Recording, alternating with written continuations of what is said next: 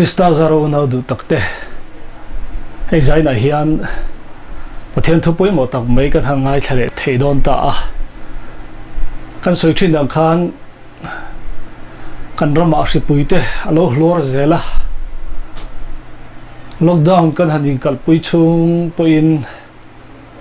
hri mu pun ala di zela wang hian a boi thak em a chawang chuan studio po kan kal theilo wangin ti hian in lama tang hian kan han ti vele roi don ani a mun taka min longai thlak sak turin kan han som chawa tuntuma hian Pathian thu poimo tak te zingami mitam takina Pathian thu hriat thiam lo pha na ta na an man thin Thuthlung chungchang zirila tha in ka hria Thuthlung han ti hian Thuthlung kan ti hi enge ni omzia ti te ti chuan Thuthlung a hian a hlui le thar te oma tin Thuthlung rang te po om boka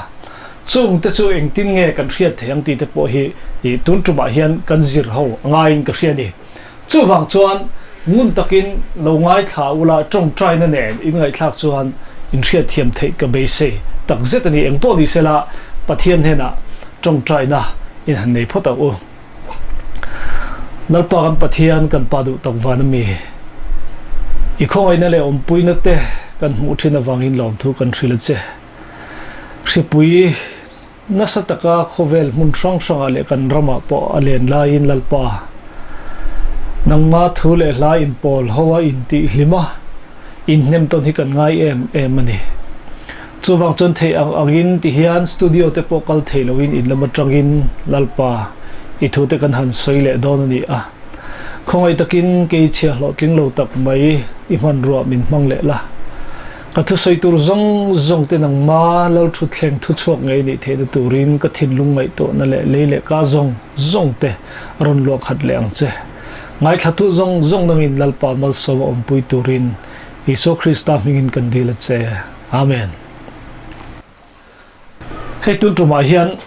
Thuthlung han ti hian Thuthlung hriat thiam lo na wang hian buai na tam tak omani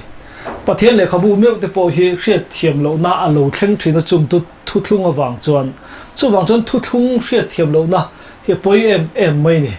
chu Thuthlung kan ti chu eng hi nge ni ang ti hi kan hriat anga ya mitam tak chuan Pathian le khabu hian pai bi kan nei pha a Thuthlung kan hriat thiam lo wangin ti chuan heng Thuthlung hlui bu kan han ti hi abu cha lam malo ni ta helai hian hang keu lang tai la theng mi ti heng kan mu thein ka ringa helama bu cha lam pang hi Genesis atanga malaki lam hi Thuthlung hlui kan ti trul to lo angai na a hlui na se trul to lo angai na kan han ne ya ti chuan mathaya tanga thup bon hi Thuthlung thar te kan han ti a tin chu Thuthlung thara chu i poimo zol ta big riawa han hriat na te po kan nei bokani chu wang chuan Thuthlung kan hriat thiam lo na wang hian boina tam taka oma Pathian thu thlei big kan nei pha a he tilai ziak then khat voine ta na poimo tura Pathian ina ala da reng te po poimo talonga hriat na kan nei ta ni chu poi em ani chu wang chuan voine hian rindan sang tele Pathian thuna tul reng te po tul lo dia hriat na pai nei na te kan lo nei ta chu wang chuan Thuthlung hi kan hriat thiam hi wangai tak em ti hi voine ka ril ro om tat me a tun tuma hian kan en ho don ani Thuthlung an ti hi Bible Thuthlung hlui le Thuthlung thar kan ti hi ni tak em ti hi han en tai la Bible kan en chon mi zo tonga chuan Thuthlung hlui le Thuthlung thar bu te Thuthlung hlui le Thuthlung thar ti ha ni top ta amai ro chu sap tonga chuan ti hian in ziak ve thung ta Old Testament ti le New Testament ti in ai ziak ani chu Old Testament ti chu Thuthlung hlui ti kan le hi ni a ti chon New Testament kan ti po hi Thuthlung thar ti kan le lin alo di ta bok ani ti chuan Thuthlung tin Testament ti alo le thei tho mei the mar chu sap tonga hian kan hriat thiam theina turin sap tong zirtir tu chu kan ni lo na a amar chu mitam take ai hrezokin oma chu po chu han ngai to ta ula Testament han ti hi kan hriat thiam theina tur chuan azol puya lai chin nai vai han ko tai le mi zoina kan man na sat testimony kan ti ang hi hemi atang hian testament chu kan thre thiam the don ani chu mi na testimony an soi don kan ti reng hian an thuthlung an soi ngai rawa an chan chin hun local to mi an chan chin kha an soi thin ni chu wangin mi an lo pian that te hian testimony an soi thina chu an testimony soi chu an thuthlung ni lovin an chan chin tun ma setana lo ti du dan te le pathian chan chunan chan ta kan lom zia chung chang thu te kan ngai thla thin ani kha chu wang chuan testimony han ti po chu thuthlung tin le lin thei tho ni ma sela ba se ako tum tak azok ro chu chan chin in puan chuana tina akok zok ba ni chu wang chuan bible kan ena thuthlung lui kan ti sap chuan old testament an lo tia chu enge ni zia kan ti chuan Old Testament chu Isu Krista lo in puan chuana pathian in puan chuana masa zo tina lo ni reng don ni chu ti chuan New Testament han ti po chu thuthlung thar ti kan len ling ani thoma sela ani na taka chon Isu in puan chuana thar lam zo a thar zo ani tina ani don ni zia chu man lai mi te ne da ai puan na le voina mi te ne na in puan na kan ne na ron in puan na kha adang ve deuh ani achan chu eng wange man lai chuan Isu Krista kha le alo lo piang dona kan ta na lo thi dona don ti lir khan a zo nei ta manga puan ani wang khan don ti bo ruak chi reng kha chu Old Testament Isu in puan chuan ma sa an tia amar cho in puan chuan ang chen don ti kha ataka lo thlen ta ka wang khan Isu Krista chu hele alo kala thu chu ti sa chang ta ni ti pathian le khabuin lo so yang che ti sa ne changa hele ange nunga kan tan cross ange thia chumi alo ni wang chuan chu tiang ang nun anei na chu helai hian a thar zokin zia cholo ni le ta mathai tanga thu pon kan en hian Isu Krista in pon chona nu nu zok tharlam zok tina alo ni don tina alo ni reng mai ni chu chumi ni chuan thuthlung ti hi ti na nge ni a tu na kan sei tur hi chu pathian ne kan in kara thutiam kan nei na thutiam ne a thil kan ti na kha thuthlung ti a an sei chu lo di chu Bible chuan alo soya Bible ni thuthlung ti voi ni kan sei tur hi chu testimony amo testament emo ni lo khan covenant ti thuthlung hi kan sei don ni chu thuthlung ti hi mi zo tong chuan eng ti ge kan ti ang kan soi fiang kan ti chuan thuthlung kan ti chu tu emo mi pahni anin kara thutiam ne a thudel kila an thuda zum tan tura an ti a thutiam an ne a an vadel kila ni ro se ka pome an ti kha thutiam ne kha thuthlung kan ti chu alo ni reng don ni chu pathian po hian ami te inkara hen thuthlung alo nei puya chu thuthlung kan ti chu Exodus bung som le pakwa changa chang ruk kan en kha ti hian alo sei ni kha in Bible kha in lama te khan lo ke ve ta ula ti hian ti ni chu wangin ka thuin ngai thlap tak zeta ka thuthlung hi in pom chuan khovel nam zong zinga ka tan ro than be kin nianga khovel pum pui hi ka ta ni sia ti pathian hin chu ti la ya ka thuthlung hi in pom chuan ati kha sap tonga chung covenant amanga chu wang chuan chu thuthlung chu kan sei don ti na lo ni reng ani chu wangin thuthlung masa an ti te khang kha khoi lo thun nge ti chuan khoi hmuna gen thun eng wanga lo lui ta nge ti te po kan han bi zui don boka apoi mo em ani thu ke mania kan lang lu thiam theina turin thuthlung masa kan ti sinai tlang an thun sinai tlang thuthlung kha kan en chuan Exodus bung som le pakwa te bung som ni chote khang ho kan en khana ngai nom em ani chu ti chuan Exodus bung som pakwa chang khata tanga chang thum kan en khan thuthlung kan ti hi kan thria thiam the nan chuan pathian le Israel fa te inkara thun na ni ti kan lo mu thei ta ni chu chu wang chuan thuthlung kan ti thuthlung masa kan sei tur hi sinai tlanga thuthlun hi Pathian le Israel fa te inkara thun ni a Amah ro chu helaya poi mo deuh mai pakhat ngaithla tu te nei riat nge ta na ka du chu hi ni he sinai tlanga Thuthlunga hian mitam takinan soi angin chandam na thu an thunga mon ti thina Thuthlung masa sinai tlang Thuthlung kan soi hian Amah ro chu sinai tlang Thuthlunga reng hian chandam na thu reng an lo thung mi lo ni ti Bible i en chon i mu thei don ani chandam na chung chang lo thung mi lo chu Exodus bung som le pakwa changa chang ru kan en chon ti hian lo soi ni kha in en tem Bible a khan Exodus bung som le pakwa changa chang ru kan en chon ti hian lo ti chu wangin ka thuing ngai thak tak zeta ka Thuthlung hi in pom chuan chu nam zong zinga hiang ka tan engti ro than bi in niang te chandam in niang ti lamani mi alo khovel pum pui hi kata ani sia ti chuan engti ngai ti chuan pui thiam chi in nianga nam thiang lim in ni bok don ni alo ti ani chu Pathian e thua thun pui na chuan ka Thuthlung hi in ngai thak tak zeta in pom chuan khovel pum pui ta zia khan katan nam khan ro khan bik in ni don ani ati pakhat da ti chuan patina chuan pui thiam chi ni don ni Amah rong bol tu rin ni don ani tia a pathum na chuan nam thiang hlim in lo ni don ani ten ni chu khovel pum pui ta ni wang khan chu chandam na tur ta Thuthlung ni mi alowa Israel fa nam ni da vo big na tur ro khan big an ni na tur te pui thiam chi an ni na tur te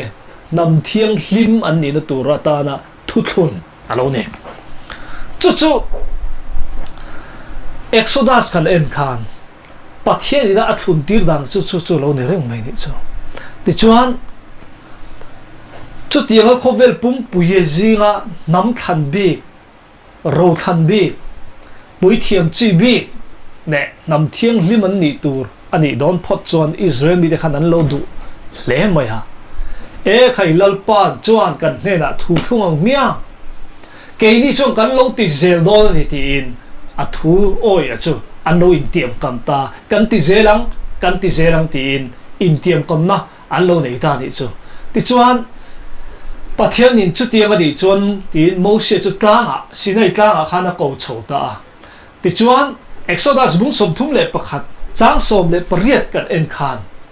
thu riat tin na lung phe pani Pathian chuan akut zung tang chuan aziak ta a Moses chu a petani ti kan putani chu a thuan lo zom tur chu Pathian chuan lung phe pahnia asiama ti chuan akut zung tang nei Pathian kut zung tang nei chon chu lunga chuan an ziak ta a voinia thu som pe kan ti lung phe pahnia ni hi lalpan alo peta Moses chu lo pe ni chunga chuan hek te hi alo in tar lang ta ni chu ro khan bi kan ni na tur chin che tla dang ro khan bi kan ni na tur pui thiam chi an ni na tur le nam thiang hlim an ni bi na tur chuan heng hian ti lo ngai ta enge ni Pathian laman ti tur chu lung phek le lama a chuan tir lalpan chung pali te chu heng te hin ni a ke ma lo chu Pathian dang nei su a toy zong in milemi betur ni lo milem besu Pathian minga narani li lam tur ni lo Pathian ming lam mai su ti le chol ni Pathian chol ni a kha thiang hlim takin iser tur ni ti reng ro ti pali a kha Israel mi ten Pathian lakan ti ve tur lal pana pek chuni ta ne ti chuan a le lama mi hring pui te hena an ti tur a ziak vele a chu inu le pai choi moi tur ni ti chuan le hian i lo dam rei don ni ti thu pek tiam nei masa ber a kha pangana lal pana handa ta a chu an mi hring pui te an nu le pa mi hring vek te nena an ti tur alo ni reng mai ti chuan tual that su ala tile ta tual reng i that tur ni lo mi hring in ti nata in tha nun na in lak sak te lal pana phal mia alo ni cha chu mai ni lo ui re su midangan ui re tur ni lo tual that ching te ui re ching te kha nam thiang hi man ni thei lo wa pui thiam man ni thei don lo wa ro than an ni thei don lo wa ni rusu te di ruk khalal par phal lo do ta khe tu dera tang su te ti a mi re zut ting te an ni lo mi thil pu ching te khalal pan khatiang kha ami ta na du reng lo tin ot su oti pathian ni na nam sang ber khovel pumpu ya sang ber ta na ada don lai khan khovel thil ot tur khan lal pan a phal mi lo ni cho chu wang chuan chung som te chu lal pan ami an ni theina tur tan ro khan bi pui thiam chi le nam thiang lim an ni tur tan chuan lalpan in zom tur di anti ati chuan kan zom zelang anti kha ti chuan pathian chuan mosia chu han peta a ti chuan mosian apek na chu a han la ta ni chu sinei ta khan pathian pe ka chu ma se pathian e dor chung han rei riau mai ni som li le zan som li lai me kha a han tham ta a khakata hian ni som thu ma om thi na bible calendar a chuan khakhat ba ka ni som an han om bel ta ni chu ti chuan chu tiang an ni som a han om bel chung po chuan ni som li chung le khan lalpan thu soi ro che kan ti zelang I thu lalpa thu chu han la ro mosi ti lai la tura hang kal lai khan mosi kha rei to lu tu athi to ni nga chin kan thasi lo an tia chu wangin ai kup tarama an pathian biak thina kha an ngai ta a sebong no len pathian khan lo din ta arona kha an chun tira an rang ka chak thi te beng be te len nar be te an ron la khoma ngun te ron la khoma ti chuan sebong no lem an lo bia chu sebong no lem a chu Israel te kha ai kup tarama tlan chuak tu huai chuak tu chu pathian ani hi tin an han bia ni chu arat thak don le mai tir o han ngai to te o tin chu mai ni lo bible zir tu te hian ti hian an soya kha bong no lem pathian a kha an va om thin na ai ku tar ma chuan chi tha tu pathian an nei ania an ti chi tha tu pathian chi lo ti pung tu pathian ra te chu tir tu pathian thai te thar tir tu pathian an lo ne ya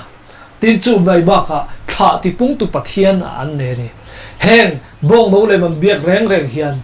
tu po a me pa po mi pat mei chiat na an mang thin ni nge tu ra ni chu wang chuan khami huna po khan mi pat mei chiat na mang turin in ti lim turin in fiam turin kan mi zo tonga khan in fiam turin an tho ni ti kha rak kha takin chu bong no lem pathian a chu an lo choi moi ni pathian thin lung an nalut tuk mai ni chu wang chuan mosi ne na chuan mosi kan ro imi te ko an in ti chefek to ani tin pathian chu na khila mosi chu a chum khlak tir ta ne ti chuan mosi po chu thin ur ngang ania chu tia zu mu ta chuan na sa takina zu auta ti chuan chung bong no lem te po chu aro dip sak feka pathian dan lu keng te po chuan avom ni ngei tur ani ake som vek mai pathian ni na lo pek te po chu ti chuan mosi thin lur lu tuk chuan chu bong no lem chu aro dip feka ti bible khan ti chuan tuya apula ti chuan in pathian hi in ro te tia a in tir ni ti chuan heng bong no lem bedu tlat te hinge pathian le Thuthlung na ta na Amah lam chang tu te nge om don tin lam chang kha a thir felta ti chuan chu minia chuan mitam tak bong no lem bedu kha an thi pha ta ni ti bible a khang kan mo ne ti chuan Thuthlung ma sa kha chu hangai to ula an han thun chung han rei lo hle me kan ti zelang an ti lai khan ni som li le ka an bo cheta a chu wang chuan thun non le alo ngai le ta pathian in mosia kha a ko cho le ani chu exodus bung som thum le pali in cher chon chang khata khan ti hian ati ti nalpan mosia ne na khan lung pek pahni manami ang kha cher le ro tin ron shilta lung pek a chon mana iti ke tak lung pek a thu chuang te kha kalo ziak le angeti in pathian chon a shilta ne ti chuan chang som kan en khan tin an ni chuan ngai te thu kan thung e khove zong le tu nam zinga ma ka ti ngai lo imi te zong mit mo hian thil mak ka ti do ne ti in Pathian in Thuthlung non na chu aron nei puita ti chuan ivelo ho zong te hian lalpa thil ti chon muwa itana ka thil ti turi rap thak tak ani do ni ti in a Thuthlung non na chu mo se chu siam puita chu wangin Thuthlung ma sa kan ti sinai tlang a thuna kha a thun non na chu sinai tlang a vek khan an nei ni ti hi chiang takin Pathian le khabua kan mu the ni chu hei mi tam takin sinai tlang Thuthlung a hi dana wanga chandam na lalpan a thun puya danan zom thei chu chandam an ni do na amaro chu tu ma dan zom wanga chandam na a hlo chok then om lo wangin kal varitlang a thun non ni a kal varitlang a chu rin na wanga khongai na chandamin lalpan a thung non ta chu Thuthlung thar thale zor chu ni tin an soi fo thin ni ma se unaw te Bible ngun taka kan en chuan a thun non na hi sinai tlang a vek an nei ni chu sinai tlang a vek an thung non na ta chuan lungphe ka vek chon lalpan a pe ani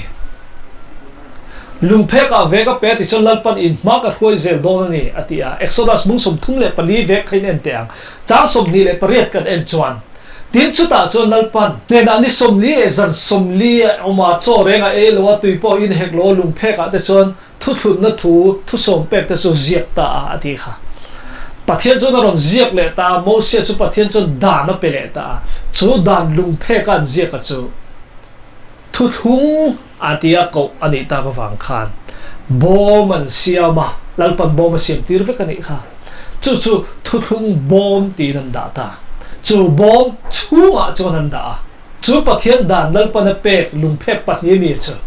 Thuthlung ti ko ani a bom an siama Thuthlung bom an ti a chu Thuthlung bom chu a chon an vada ta ani chu Israel mi te khan an khoi mun po ang kal na pi khan an zon thin pui thiam ten man throi ti thina Pathian ina om pui ka ta Thuthlung lalpa a che na wangin lalpa chu Thuthlung a rin om ta da wangin lalpa chu na om puya chu om pui zia hiat nan chuan chu na chum dingin chu Thuthlung bom chung zo la chu om zela zanai ro chun mei al angin a om thin ni arwan drop pui don em te ro unaw te o ti chuan chu Thuthlung bom chu biak buk chung ril ber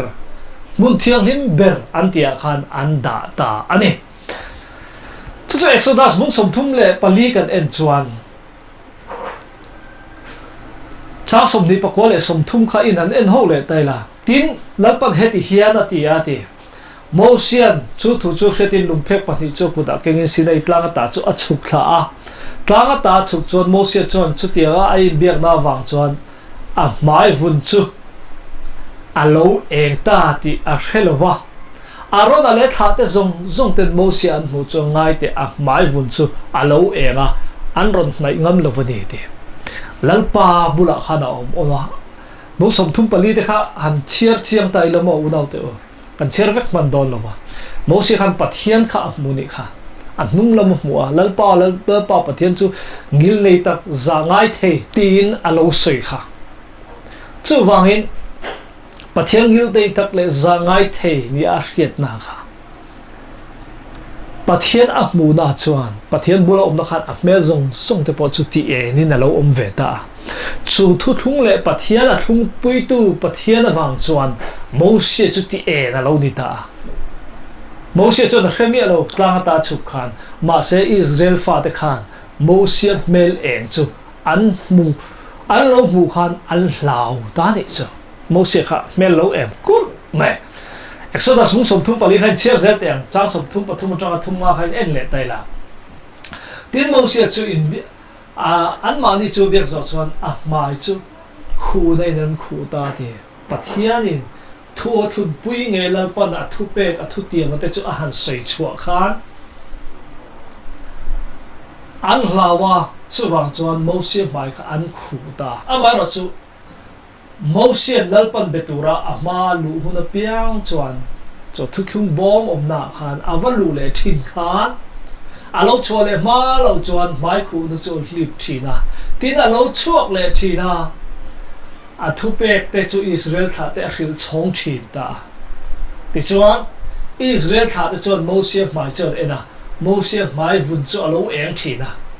tin Moses chu Pathian betur alu le ma lo chuan a mai kha ang khu sak ta thina ni om se chu kha tu som pek chau ni lo kha lalpan thu pek dang aniam an in enkol na dan turte hrisel takan om theina dan turte a in von theina dan turte tin Pathian Thuthlung bo chia a thu som pek bo chia te khem theina dan tur zong zong te kha lalpan apea chu Moses kha hiat tir thina Moses ke la chona valu ta ti chuan Moses kha Pathian hena chon Thuthlung bom bura valu ta lalpan en an vein dor thina chu ti lai chon a mai kha an lip thina ni ti chuan alo chua le vele kha lalpa bulo wa kha mai kha eng zel sia chu wang chon a mai kha an hliap khu thina ti chuan Pathian thus e alo pek te chu an ziak ta ti khan lung phek ani ve to lo in le kha khati lai chon savun le kha zial an mang thina chuwa chon an ziak kai te thi ani chu Pathian thu pek tho ni ma sela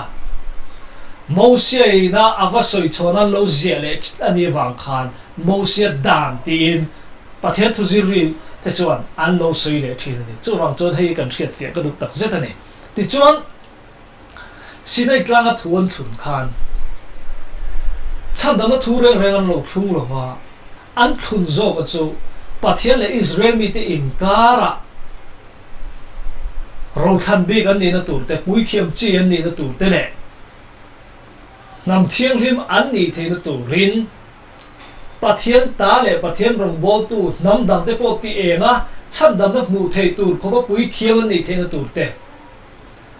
chu tiang ma tur ta na tam ruat big an ni na tur ro than big an ni na tur te mi zong hua thiang lim ta kan om the na tur ta na ham thiang lim ni the na tur ta na Pathian Thuthlung pui chu an zom reng thei reng lo ni Israel te khan ti chuan chu sinai tlang khan Pathian le Israel mi te hena chuan an thung ta a ti chuan an palaya khan Moses kha atanga ti chuan Pathian le Israel mi te khan Pathian hena khan a thu dan zom turan kan an in tiam kan ti zelang kan zom zelang an tia chu dan chu Pathian lung phek pahnia zia ania Thuthlung bom chunga an da bom an siama bom chunga khan an da ani ti chuan chung Pathian dan bom chunga an da te chu an thin lung chunga an vong reng thin lova kan ti zelang ti ba sela Israel mi te khan voi tam tak an bo chi ani chu wangin Thuthlung reng hi bo chi chon om zia lo nei mia lova alo hlui thoi me ni om ze om to lo tang kai to lo ani ti na ni chu bo chi chuan chu wangin Thuthlung kha an bo chi da wangin tang kai to lo wa lo ma chu wang chon lalpan khatiang ang Thuthlung khani to lo vin kan ti zelang ti ni lo vin Thuthlung thar ne du a Thuthlung thar ne du a chu Pathianin mi hring ten kan ti zelang ti an ti lo kha du lo vin Pathianin Thuthlung thar na chon a koron tha ka ni chu Hebrai bung ria chang sari te chang ria te kan en chon ti hiang kan huta ni chu Thuthlung ha sa chu soi sel bo ni se thun no ngai lo tu chu an thung no ni chu ti chung po chuan soi sel la ho ta eng wange an ma ni dem in heng hi soi ni eng ting em ma ni dem kan zom zelang an te wangin an bo chezel sia chu wang chuan Thuthlung khan om zia alo om ta lo ni chu wang chuan Pathian chu du mi alo chu Korina hian ti hian alo zia kha Korin thon ni bung thum kan en khan ti hian alo zia kan ni ko ngun de lo ngai tha ula in Bible te khalo keu ve turin kan han du chawa Korin thon ni bung thum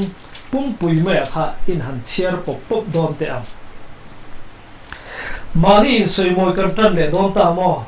ani lo le in nena pek tu emo in nena ta emo soi moi ne le kha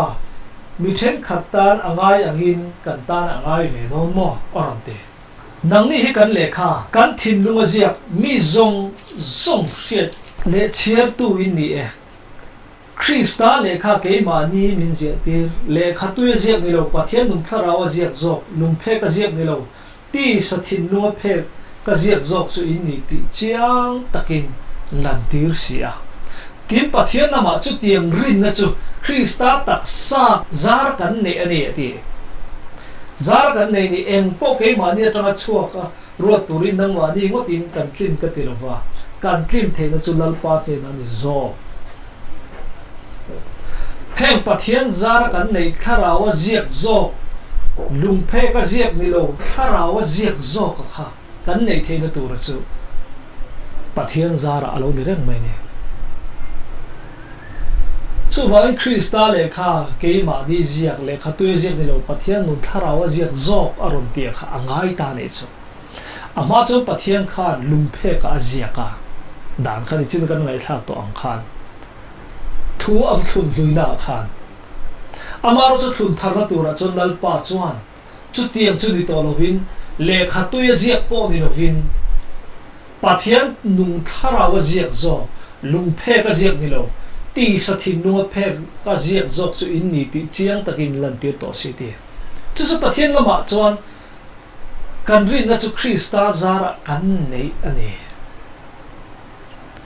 voini hian pathian ina Amah lungphe ka ziak ve ka kha ti sathin lungphe ka ziak ani the na tur hian kharau thil ti the na ngaya chu chu Isu Krista rin na zara kan nei chop ani aron ti ta ni chu en po ke ma ni tanga chuak ruat turin ke ma ni ngotin kan tlin lo kan tlin the na chu pathian ne na ta ni zo chu kan tlin the na hi pathian ne na ta kan nei ani zo don ani ati chu wang chuan he pathian thu zia pathian dan ati akhir lut tu ti tu de reng reng hian kharawa polin an lo ti na ni a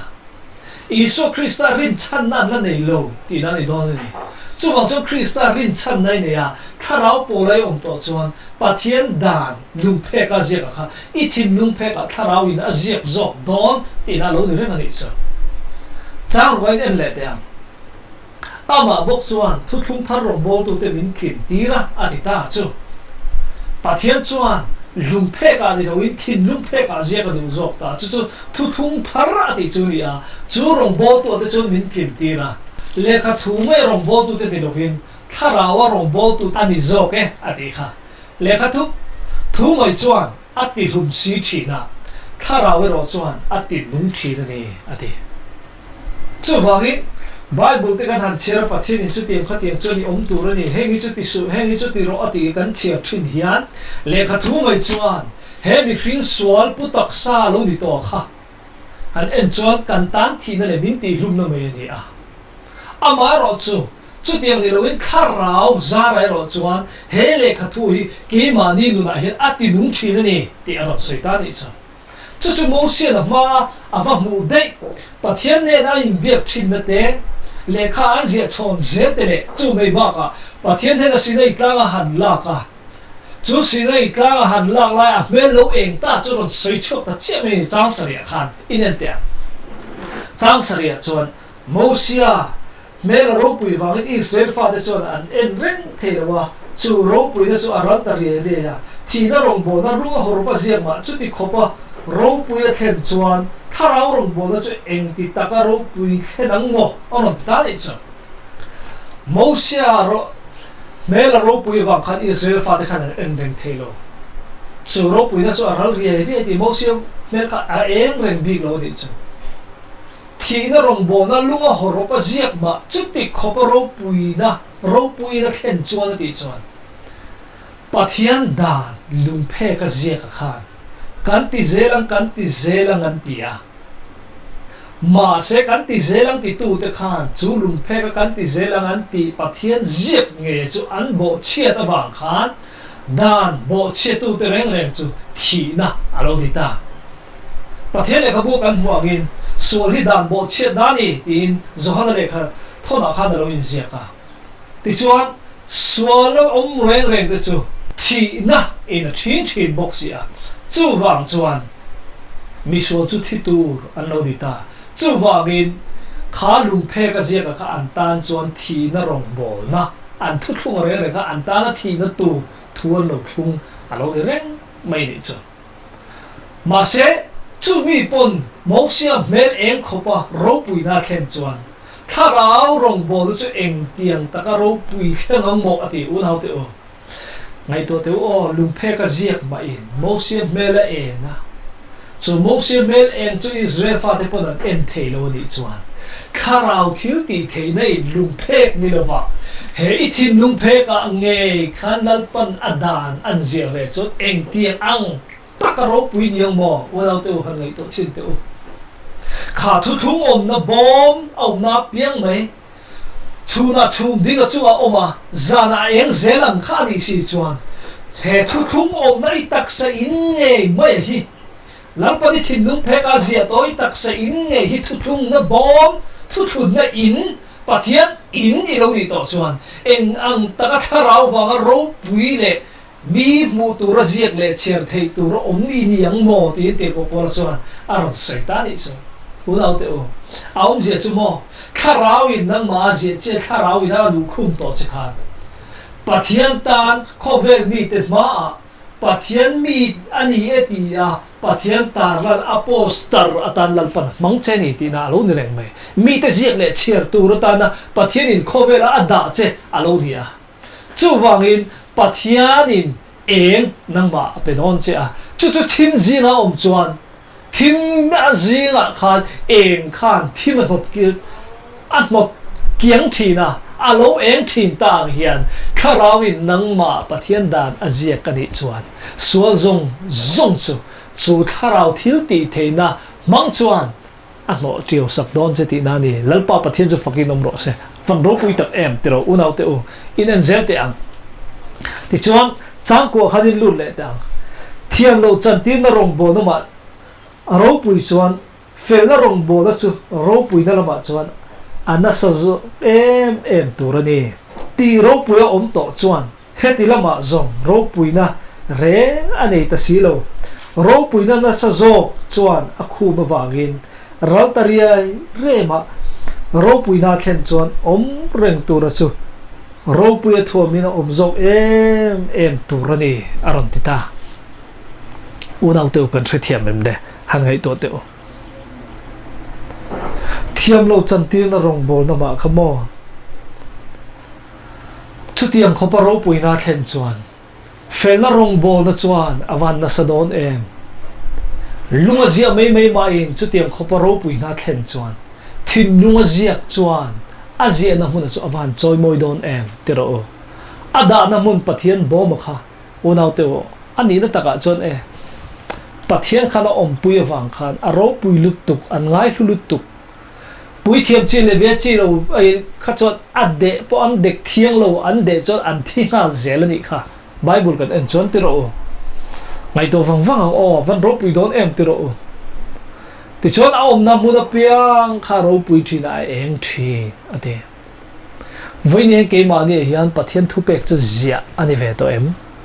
I thin lunga han zia ani ve to em chumi tur chon Thuthlung thar na fa ini ve to em ti van poimo tak em man Thuthlung na maral taria re ati chu mo se eng ral mel eng ral taria re ma khan chu tiang khoparo puina thlen chon helai tharaw cheng reng tu ti sathin lung phe kalal pa ziak chato na nung tu ra chu engang takin ro puina min thlenang mo engang takin kan nung chang hi min siam thang mo engang takin lalpa om puina ti langang mo ti hi helai hian azo na le aron soi churan ni ta chak som le pathumai en le te ang chak som le pathuma chuan mosia ti ang khan ka ti ve lo ve ani sural tar re ral to na chu Israel fa te chuan an en reng lo da turin a mai chu mai khu nei nem khu a an ril roi ro chu ti khawin om to zo chu mosia chuan Pathian thua wanga ro puina kha akhu hlau ang khu sak hlau thunga chu wangin Israel mi te kha an thin lunga khau pha zo ka ni ati voin kheng po hian Thuthlung hlui chuan cherin khu na pa ngai chu hlim lovina om reng sia ti chu wang chuan Thuthlung lui kan te hi an chira piang hian an boi ta thina Pathian thu pe ka kha an thinlunga ziani lo chuan thinlunga ziak an nun na lo ni ve lo chuan he Pathian le khabu ziak Thuthlung lui bu kan ti reng reng ale te Thuthlung lui na chung chang te an han cher hian Thuthlung lui hun lai mi te khuan omang che khan an ni po chu khu in an om ve ta thina ni ati awan chiang tak em tero unau te o Amah ro chu ti hian ron ti le ta chu khu da chu Krista chon ti bovina om ta hallelujah awan ro pui tak em tero unau te o chu khu da chu Krista awangin ti bo om ta Krista wanga ti bowa om to chon Isu Krista nei tu hetila thin lungalal pan athu zia te reng reng chuan unau te khu bo alo ni ve thei to lo chu wangin nang ni hi kan le kha nang ni hi kan le kha kan thin lunga zia mi zong zong hriat le chiar thei tur chu in ni to ni unau te Christian kan ni hian Christian lo te ma hian Pathian mi kan ni zia an chiar thei na tur ta na nung chang tar lang tur kan lo na ring ani chu ni Pathian ina soi zok chu ni cha so panga ni ma sela vo in khleng hian mo se le khabuan chira piang hin an thin lung chu a chuan khu na om thin te chu wai heng mo se le khabu kan ti le khabu panga te Genesis Exodus Leviticus Number Deuteronomy te an chiar ge an threthiam thei thin reng lowa an thin lung chu khu in om thin amai ro chu ti nge ti cha so puro ni ma sela an thin lung chu lal palaman hoi ti ka piang hin khu na chu lak bo ani to ang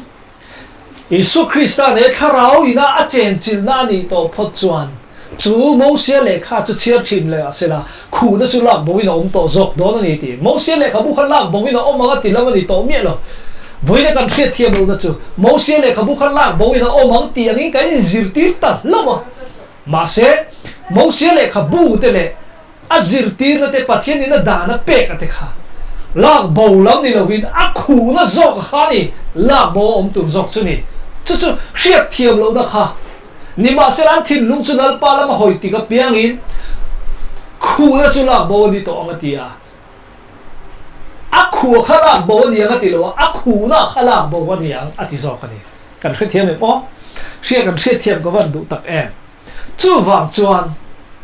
a Pathian thu kha la bo lo wa a khu na kha ni lak bo sak zok ni van ro pui em tero unau te chang som pasarin en le te am tin lalpa chu tharau ani a lalpa tharau om na piang a chu zalen na om thin Pathian tharau hela a chen to chon mo chu zalen na ron om ta eng tinge ti le chu ti chuang ke ni chu kan zain mai khu lovin dar thalang lalpa chud enin ro pui na tanga ro pui zo zelin chumi an pui nge om turin ti dang lamin kan om thin lalpa tharau ta chu kan muang zelin aron ti tha ni su van ro pui tak em te ro unau te o Pathian in Thuthlung thar na tura chuan helai korin thon ni bung thumaron soya chuan thin lung phe kha lalpa na ziak ve thung lo ta lung phe ka mi kha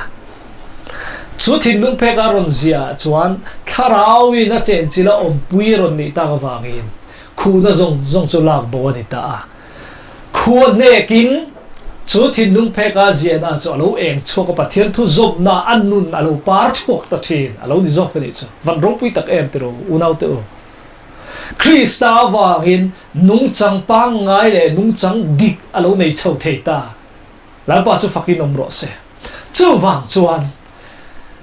mi tam takin an soi angin mosia dan te mosia le khabu te hem Thuthlung lui kan ti te hi pai tur chu to lo ti na ni lovin Pathian tharawan lo nei ta nga khan a khu na zo khala bo sak alo dia khu na la bo ni chuan chiar thei mu thei le poimo alo ni ta zo ka ni ti na lo di ta lau thung ani chu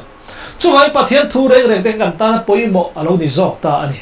chuwang chon Hebrai bung riat kan chiar chuan chang saria tra kan en chon ti hian alo ti a Hebrai bung riat chang saria khan Thuthlung bhaza chu soisel bo ni se thlun no na ngai lo tur an mani demin heng hi soisia ngai te ni te lo thleng do ne lalpala ti chung nia te chuan Israel chu te le Judah chu te ne ka Thuthlung Judah chung te nena chuan ka Thuthlung thar ka siam anga ti ni chu lalpan Thuthlung thar ka siam ang engtinge ti cha ko kan en khan an kha tu te ai ku tar ma tanga huai chok tura an kut ka chel nia ka Thuthlung ang khan ni lo wing enga tinge ka Thuthlung a chuan an om reng si lo ti chuan an ni chu ka ngai sak ta lo ni lalpan ati ta ni chu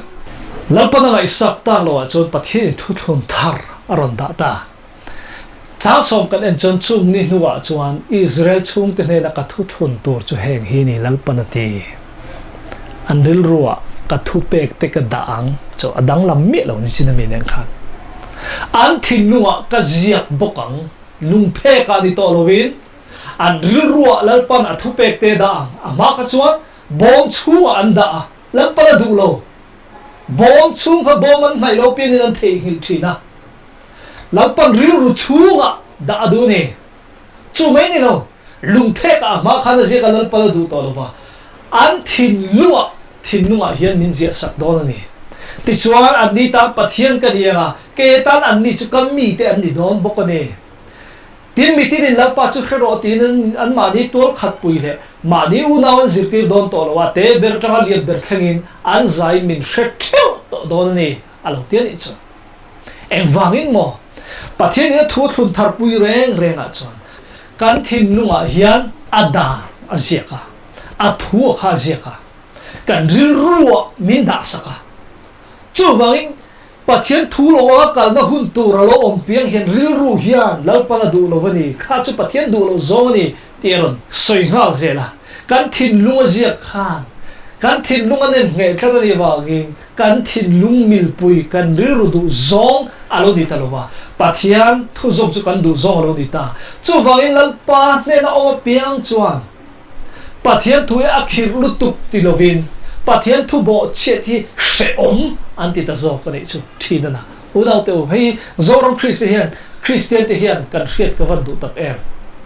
Pathian thu khir lutuk zom thei lo ni lovin Pathian thu bo che ti she om lutuk alo ni ta zo ka nei chu lalpan Thuthlung thara alo nei to fa te reng a chuan hebrai mung re chang som le pathi kan en chuan chung mi te chu an bo chien na te za ka nga ya nga an sual na te po ka khreng don to lo ni a ma Thuthlung tharan ni ma zong kha chu lalpan an no bo che thin te ka ngai da ma an sual na te po ka khreng don lo ni atian ni chu van ro pui tak em lalpa chu fukinum ro se chu chang som pathunga khan Thuthlung thar tian soi wang khan a ma sa kha ti lui lo di ta ti chuan a lui chu u pa to lo ral don ni ti enga tinge don ti na chan ral ta de ra ti lo a chan chu mo u nau te u chu tiang anga nung an la om thin tlat wang ani ma se chung mi te ta nan mu the na tur zom Pathian Thuthlung thar fa khuwa om ve lo Pathian ina nun tar lan na tur ta na min lo pek zawk kha kan nu na hian alo om ta ni chu enge ni hangai to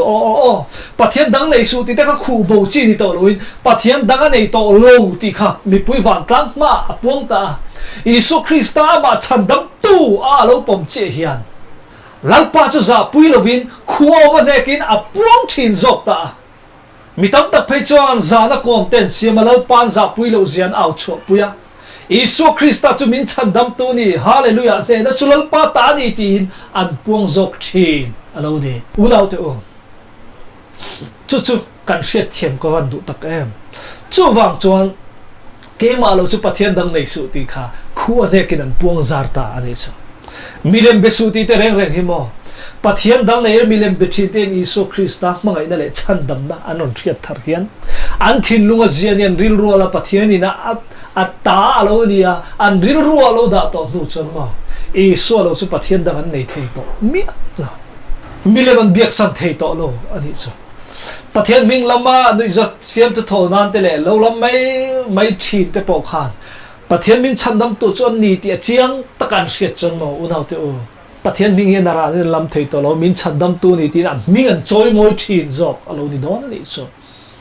chu mai an ni lo chol ni te po hi mo mi pian thar lo Kristan nu nei lo chon mo chol ni te hi a in khom pe lo wa in khom ma setan om ziom lo wa Amah ro chu chol ni kho ngai reng lo zu in na mun samuna te zu le samuna te anom thin lai te dai kil karan len vel mai na ta na chol di lo mang thin te khan iswa chulan le chandam tuan poma pathian thin lunga a chen chila thin lunga pathian thu zia alo ni ril ro da alo ni me chon mo chol nian ro ngai poi mo nga la Krista lan le chandam tuan poman pian thar ve le hian chol ni aro ni kho mai thin lo ni lo ma le chu tiang bok chun nu le pa thuoi lo thin te po khan nu le pa thun oi thina tua that chinga khan mi that the to lo amak lut tuk u dau te u mak tak mai pathian ni na min khoi dai chu zep the ani lo wa khu the ani lo wa ni ama bi ka chu thina rong bo na lunga horopa ziak ani a eng wange an bo chia an thin lung chung om lo lunga an da ta ta wang khan thina ni a ma se voinia ve tho ro cho kan thin lung chung alal pana zia ka ril ro chunga da wa nun pui na lo di ta ama to that thin alo di thin lai khan to that thei to lo nun na an lo nei ta ni so van ro pui an te ro ui re ching te point mo ani da ta ka chon onau te o I so alo nei no hian an ui re thei mi to lo ni so pathian ne in pol na tharau ne na in pol na nei to chon mo ui re thei lo na nun an lo nei ta an lo nun cho pui ta zawk ni chu nun na rong bol na alo ni ta maklut tu onau te o van ro pui tak em te ro ru thin te po chu tiang bokon ni an ru thei to lova do ta hre tu der tanga mi te hek zut thin te le adilo pui mi te pu che thin te po in pathian tharau wang chon mi pu che to lovin mi ta na an sot pui na tur dom ka na nun tur te lungai pui lom te lom pui na nun an lo nei ta so ka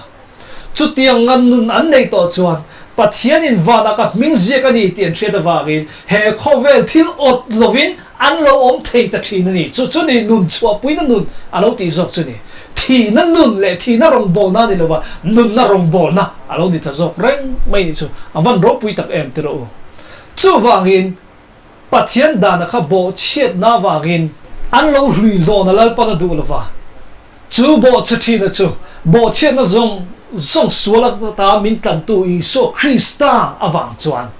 ke mania hian ti nunin alo om ve ta zawk ani so van ro pui tak em te ro chu wangin I so Krista mi na thua thun renga pathian thuthlung pui ne adu hian lalpain anuna hian athu ada an ril ruwa ada an thinlunga aziaka ti chuan an ta an ni chu ami te nia an ni tan chon ani chu pathian alo nia te chon mi ti ni na ma pathian chu hreto don ani ati kha alo ni ta reng ma lo thleng dik ta ani chu unau te van ro pui tak em te ro chu thu pek thar pathianin alo pe ni chung mi te hena chon zona thong khat bung hi chang sari kan en chon ti hian ti du tak te o thu pek thar zong in hena ka ziak lo thu pek luya tir ta in ne kha ka ziak zok chu thu pek lu chu in hriat to nu kha ni ti he ti lai mi an hriat to nu kha heta ati nung zawk alo ni reng ani chu wang chuan thuthlung na hian thuthlung thar le thuthlung hluya hian lalpan athu thak lova athun dan athak mai chau zawk ani thuthlung hluya chuan an ma ni khan ti turin thun ti ma se lalpan khatinga ti do lo thil ti wanga chandam min ni lo ati rin na wanga khoi chandam in nia Isu Kristan nun rin na le tharau thil ti thei na rin zawk awangin chandam na nun kan lo nei ta zawk ati ni chu mi ring thil ti ani lo ve chu ti lo chon min an chuang da ange ati chu wangin ama kan ti zelang ti khalal pan du lawa chu wangin Isu Krista ti ring Kristan nun ke mania nei zokin tharau chon ke manin nun a hian Isu Krista ti che tin kan lo om don reng ti na lo ni ta ni so van ro pui tak em te ro chu ni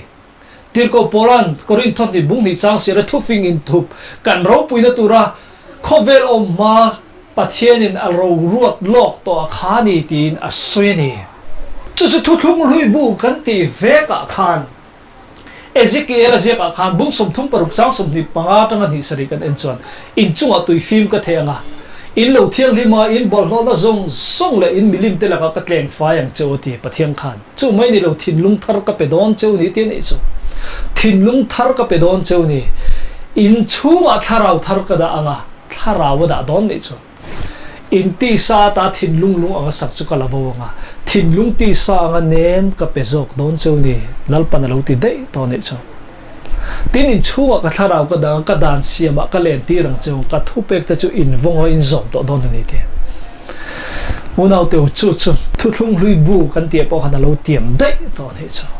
Thuthlung thar na fa an lo ni dei to ni chu wang chu tiang ang fa te chu alo om thei te reng me an dil ro thu pe ka da an thin lunga zia ka te chu a om tak thei don me ti mai the a top dan hei han soi lok ka du Daniel le thiam te kha an thin lung phe ka Daniel thiam te kha Pathian dan hi zia ka lo nen ril ro da an yan nem kai ne tharau zar ti mun alo ni dei to Thuthlung hlui kan ti dei to khan Thuthlung hlui hun kan ti khan em wagi molal be bu ka de zar khan alal ro pui zia khan en ro pui ti em ani ti chuan milim din adu ta